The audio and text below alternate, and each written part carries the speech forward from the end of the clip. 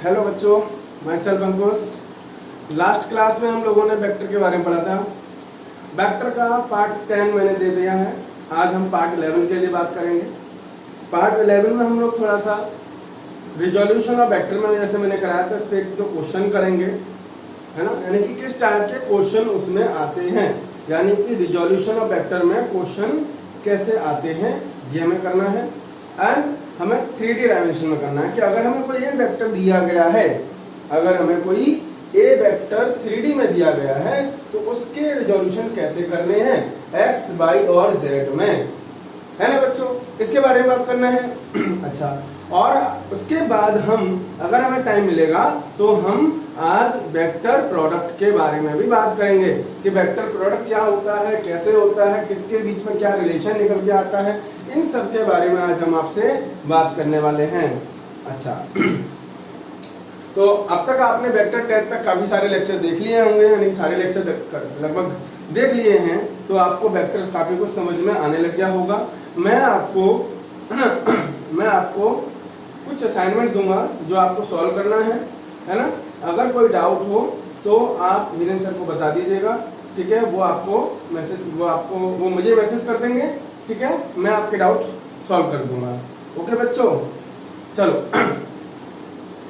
तो आज हम बात करते हैं इसकी रिजोल्यूशन ऑफ वेक्टर के क्वेश्चंस पर।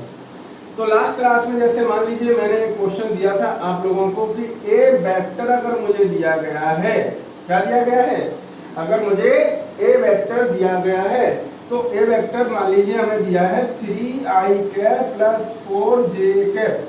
ये लास्ट टाइम करा दिया है, ऐसा क्वेश्चन नहीं करना है हमें। 3i cap minus 6j cap ले लेते हैं, कोई प्रॉब्लम नहीं, मीटर ले लेते हैं, राइट। मान लीजिए मुझे ए वेक्टर दिया है 3i cap minus 6j cap और मुझे इसके ऊपर क्या करना है, मुझे फाइंड करना है, find the horizontal vertical component, ठीक है। अच्छा, सेकंड क्वेश्चन क्या है, magnitude of A and A cap, ये निकालना है। आसान है, सिंपल है, कोई ज्यादा टफ नहीं है। अब जैसे इसमें देखोगे आप तो इसमें क्या है, अगर मैं जैसे बताया था आपको कि ए वेक्टर हमेशा क्या होता है ax i cap plus a y j cap, right. And के कैप में भी ला सकते हैं, ये मैं बता चुका हूं। मान लीजिए मैंने के कैप भी ले लेता हूं, चलो अभी रहने दो, के कैप बाद में, ठीक है। अब इसमें ax क्या है बेटा, ax क्या है, हॉरिजॉन्टल कंपोनेंट है, राइट, हॉरिजॉन्टल कंपोनेंट है। तो ax की वैल्यू कितनी है बेटा, ax की वैल्यू है 3 मीटर। अब जैसे ही मैंने यहाँ पर ay देखा तो ay क्या है बेटा, ay यहाँ पर है वर्टिकल कंपोनेंट, कौन सा, वर्टिकल कंपोनेंट, ठीक है। तो ay की वैल्यू कितनी है बेटा, -6 मीटर, -6 मीटर है, कितना है, -6 मीटर, राइट। तो हॉरिजॉन्टल कंपोनेंट, वर्टिकल कंपोनेंट हम लोग निकाल चुके हैं, उसमें कोई दिक्कत नहीं है, क्लियर बच्चों। अच्छा, अभी हम इसमें बात करने वाले हैं इसके बारे में, मॉड ऑफ ए वेक्टर। तो मॉड ऑफ ए वेक्टर हम जानते हैं क्या करना होता है, √ax square plus ay square equal to what, 3 square, right, plus -6 square, लगभग 9 प्लस 36 इक्वल टू कितना हो जाएगा बेटा, 9 प्लस 36 लगभग क्या होता है 45 में भी, हाँ 45, राइट, है ना। तो √45 मीटर, क्लियर। अब मुझे ए कैप निकालना है, तो ए कैप जानते हो ना बेटा तुम लोग, ए कैप क्या होता है बेटा, ए कैप क्या है, ए कैप है A vector upon mod of A vector, सब जानते हैं बच्चों। अच्छा, मैं थोड़ा फास्ट करा रहा हूँ क्योंकि ये पहले प्रीवियस क्लास में भी ये क्वेश्चन करा चुका हूँ, इसलिए थोड़ा फास्ट जा रहा हूँ, बस एग्जाम्पल कराना था इसलिए। तो ए वेक्टर जानते हो, ए वेक्टर क्या आ जाएगा, क्या दिया है बेटा, 3i cap minus 6j cap upon mod of A vector, mod of A vector कितना है, √45, राइट। तो सीधा सीधा आ जाएगा 3/45 √i cap plus -6 upon under root 45 J cap. ये आंसर है, इसमें कोई दिक्कत नहीं है। तो आप एक बार समझ लीजिए, कोई डाउट हो तो आप सेंड कर सकते हैं।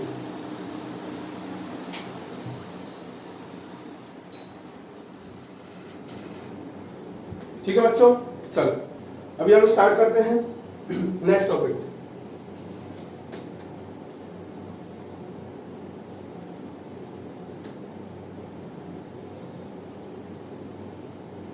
चलो इसे मैं आराम आराम से, बिल्कुल स्लोली आराम आराम से देखना है ना, जल्दबाजी नहीं करनी है इसमें। यहाँ पर बात हो रही है किसकी, 3D वेक्टर की।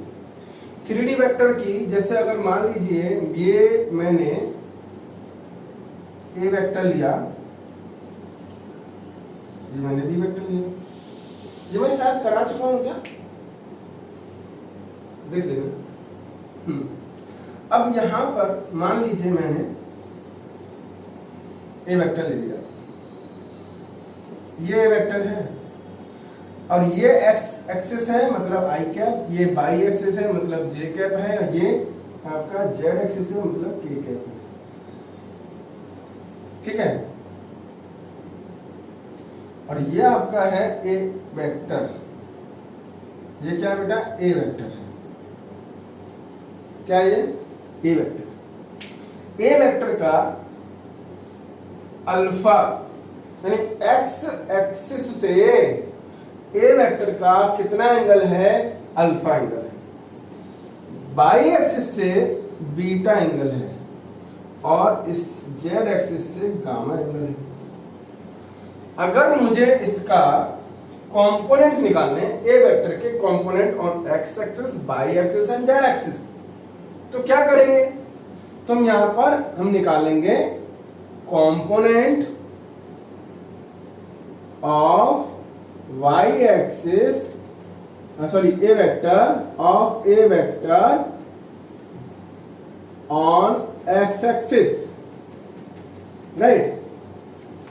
Component of A vector on x axis क्या होगा बेटा, component of A vector on x axis, तो यहां से देखो cos अल्फा आ जाएगा, क्या आ जाएगा, cos अल्फा, तो ये आ जाएगा आपका mod of A cos alpha, क्या आएगा, mod of A cos alpha, जिसको मैं बोलूंगा ax, क्या बोलूंगा, x एक्सिस पर है ना, इसलिए ये हो जाएगा mod of A cos alpha.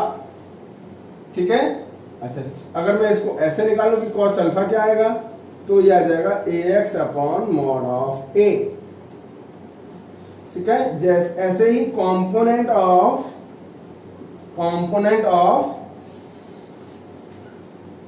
A vector on Y axis क्या आ जाएगा, A by is equal to mod of A vector cos beta. ठीक है, अच्छा ऐसे ही मैं इसमें कॉस बीटा भी निकाल सकता हूं, तो कॉस बीटा बेटा क्या होगा, A Y upon mod of A vector. इसमें अब नेक्स्ट देखेंगे तो कंपोनेंट ऑफ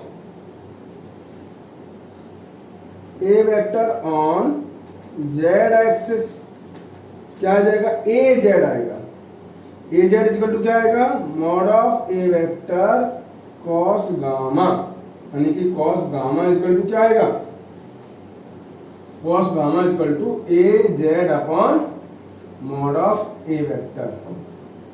अच्छा अब ये बोलो सर ये है क्या, तो समझाता हूं। जैसे मान लो ये, ध्यान से समझना, ये तो एक्स एक्सिस है, ठीक है, ये वाई है और ये हमारा जेड है। अब ये हमारा कोई एंगल, कोई वेक्टर है ए, ये जो है ना थर्ड, ये थर्ड वेक्टर, ठीक है। अगर ये थर्ड वेक्टर है तो इस थर्ड वेक्टर की एक्स एक्सिस से अल्फा एंगल बन रहा है, ठीक है, ये इमेजिन कर लेना अपनी आंखों में, ठीक है। अब ये आपका जो है एक्स एक्सिस से अल्फा एंगल बना रहा है, ये जो अल्फा एंगल है, ये एंगल और ये एंगल एक ही बात है, ठीक है, ये वाला, ठीक। इससे ये एंगल बना रहा है अल्फा और ये जेड से बना रहा है गामा, किससे बना रहा है, जेड से गामा एंगल बना रहा है। और बाई से बीटा बना रहा है ऐसा, ठीक है, ऐसा दिया। अच्छा एक और बात यहाँ पर, अगर मैं इस वेक्टर का प्रोजेक्शन इसके ऊपर लूंगा तो यहाँ से अल्फा बनेगा, तो इसका जब प्रोजेक्शन लूंगा तो इसे क्या देगा, ए कॉस अल्फा। याद है तुमको, याद होगा कि जब मैं ऐसे वेक्टर बनाता था ए वेक्टर तो यहाँ थीटा आता था, तो ये क्या होता था, ए कॉस थीटा होता था या नहीं होता था। अगर होता था तो फिर इसका मतलब ये भी होगा, ये अगर अल्फा एंगल बनाएगा यहाँ से तो इसका प्रोजेक्शन इसके ऊपर कितना आएगा, ए कॉस अल्फा। इसका प्रोजेक्शन इसके ऊपर कितना आएगा, ए कॉस गामा। इसका ऊपर कितना आएगा, ए कॉस बीटा। तो वही अब जो प्रोजेक्शन आ रहा है, जो शैडो इसके ऊपर, जो इसकी शैडो इसके ऊपर जो आ रही है, वही क्या है, component of A vector on x axis होगा। Similarly Y axis, similarly Z axis. अब यहां से हम जानते हैं कि ए एक्स, अब एक्स एक्सिस में जो कंपोनेंट आ रहा है ए का, उसको क्या बोलेंगे, उसको ए एक्स बोलेंगे। हाँ या ना, समझ आया बेटा? यानी कहने का मेरा मतलब है कि जो ए वेक्टर का कंपोनेंट एक्स एक्सिस पे आया है उसको ए एक्स बोलेंगे, वाई पे आएगा उसे ए वाई बोलेंगे, जेड पे आएगा उसे ए जेड बोलेंगे। तो सिमिलरली ऐसे ही A X equal to A cos alpha, है ना। अच्छा, कॉस अल्फा इक्वल टू, समझ गए होंगे, component of A vector on Y axis, ये भी सेम हो जाएगा। कोई प्रॉब्लम इसमें बेटा नहीं आएगी। हाँ या ना? अच्छा, अब आगे देखो, इसमें cos alpha, cos beta, cos gamma जो दिया है ना, इनको डायरेक्शन कोसाइन बोलते हैं। डायरेक्शन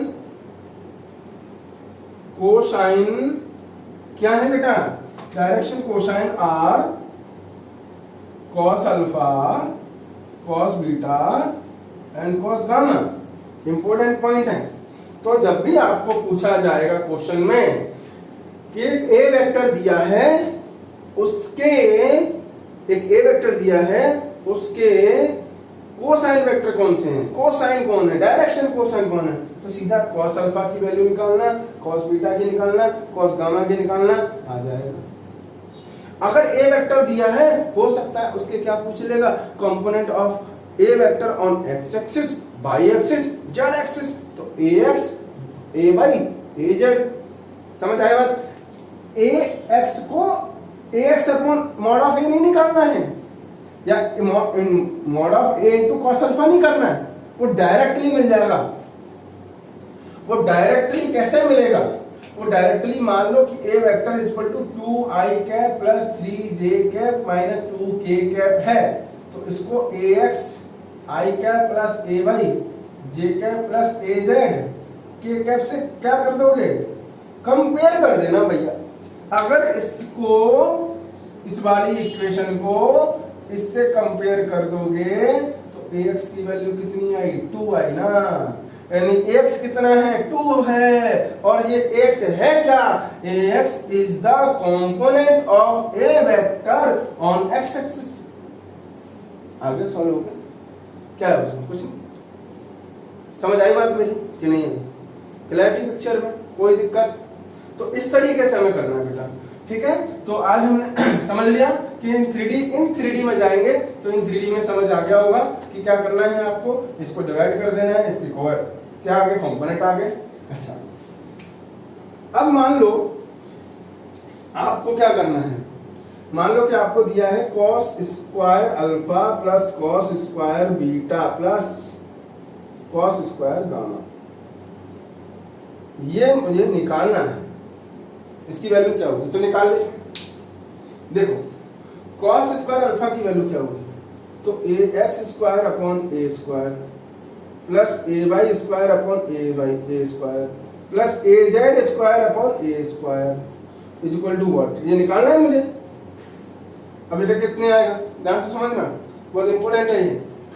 अच्छा, इसमें से ध्यान से देखो तो ए X square plus A Y square plus A Z square, अच्छे से लिखते हैं, ए X square plus A Y square plus A Z square upon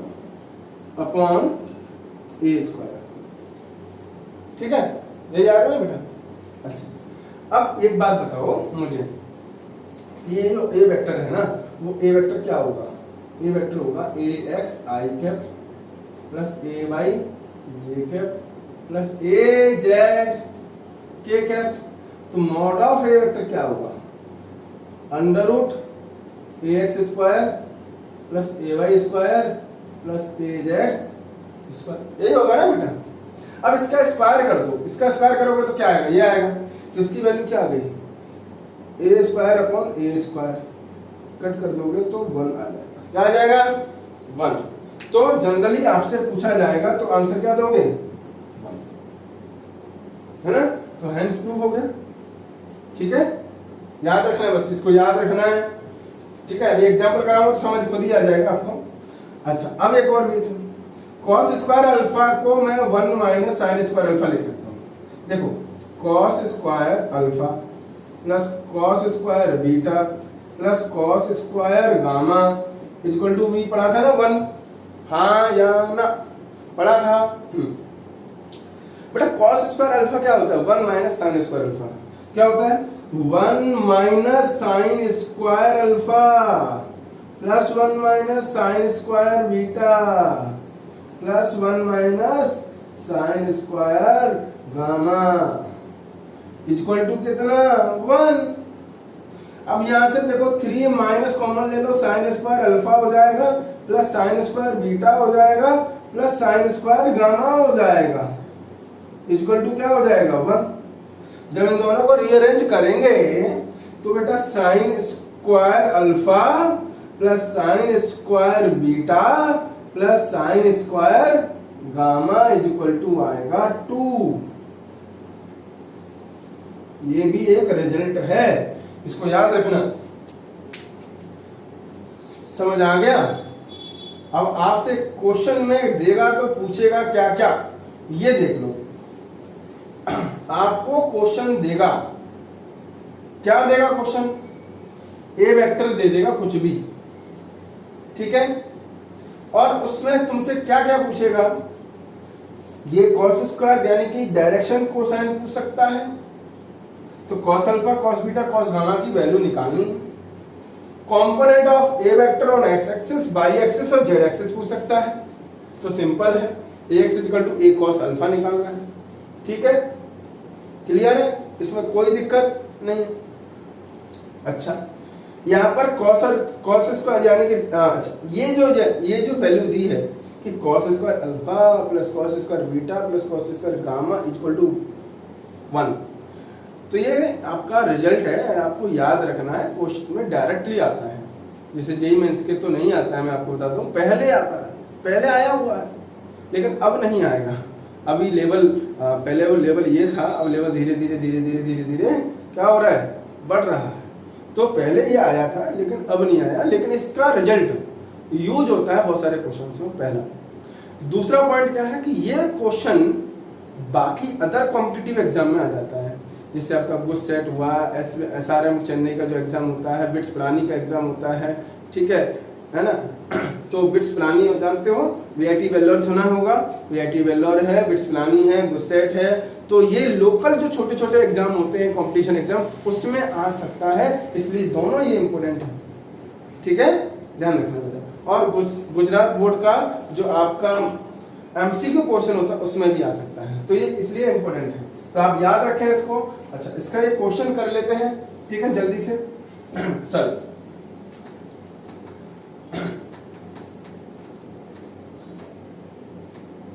ठीक है, तो इसको समझना, पॉज करना, फिर नोट करना, ठीक है।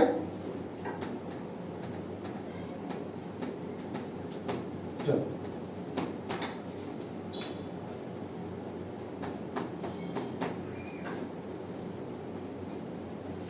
अब यहां पर देखो क्वेश्चन करा रहा हूं मैं। यहां पे क्वेश्चन क्या है, ध्यान से समझना।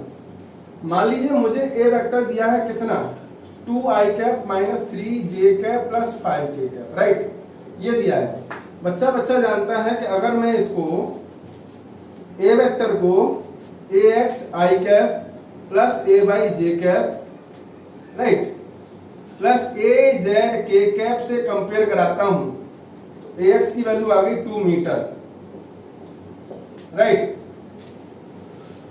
और ay की वैल्यू क्या आ जाएगी 3 मीटर, माइनस, है ना, ऐसा ऐसा। एक मिनट, ए वेक्टर दिया है। अब मैं क्या करूंगा, इक्वेशन 1 को मान लेते हैं, this is equation 1, equation 1 compare by equation 2, then ax is equal to what 1, ay is equal to what क्या है -3 and az is equal to बेटा कितना है +5, राइट, मीटर में आएगा। तो मैं बोल सकता हूं component of A vector,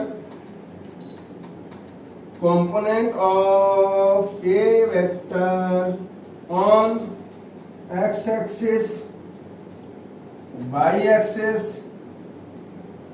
and z axis क्या होंगे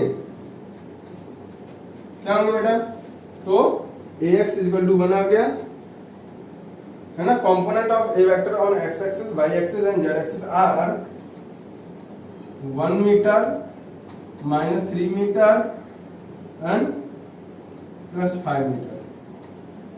कोई दिक्कत, ये कंपोनेंट डायरेक्ट निकाल दिया मैंने। अब यहाँ पर cos अल्फा की वैल्यू क्या आएगी, हेलो डायरेक्शन, सेकंड क्वेश्चन है डायरेक्शन कोसाइन,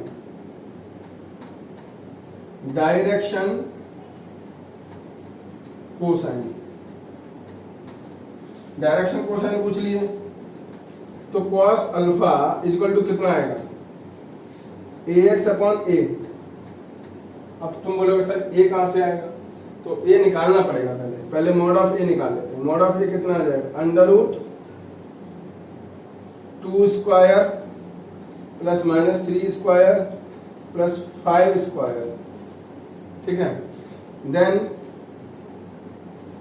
4 + 9 + 25, है ना, लगभग √38 आ जाएगा, रूट अंडर रूट, है ना, कितना आएगा √38। तो mod of A vector is equal to √38 आएगा, क्लियर है। अच्छा, अब यहां पर देखो नेक्स्ट, मॉड ऑफ ए निकाल लिया, cos अल्फा भी आ जाएगा। cos अल्फा कितना आएगा, cos अल्फा आ जाएगा ax अपॉन a, है ना, तो ax की वैल्यू कितनी है, ax की वैल्यू 1 और a की वैल्यू √3, तो 1 अपॉन √38। cos बीटा कितना आएगा 1 -3 अपॉन √38। cos गामा कितना आ जाएगा, cos गामा आ जाएगा आपका गामा cos गामा मतलब az कितना 5 और वो तो पता ही आपको, तो 5 अपॉन √38। ये हमारे डायरेक्शन क्वेश्चन आ गए, ठीक है। तो डायरेक्शन क्वेश्चन हमने निकाल लिए पहला। दूसरा हमने क्या निकाला आपका, जैसे ए वेक्टर दिया है तो ए वेक्टर से हमने component of A vector on x axis, Y axis, z axis निकाल लिए, ओके। डायरेक्शन क्वेश्चन पूछा तो डायरेक्शन क्वेश्चन पूछ लिए, वो भी निकाल लिया। और क्या पूछ सकता है ज्यादा सर इस क्वेश्चन में, और आपसे मॉड पूछ सकता है, मॉड भी निकाल लिया है जरा। आपसे ए कैप पूछ सकता है तो ए कैप निकाल सकते हो ना, ए कैप में क्या दिक्कत है।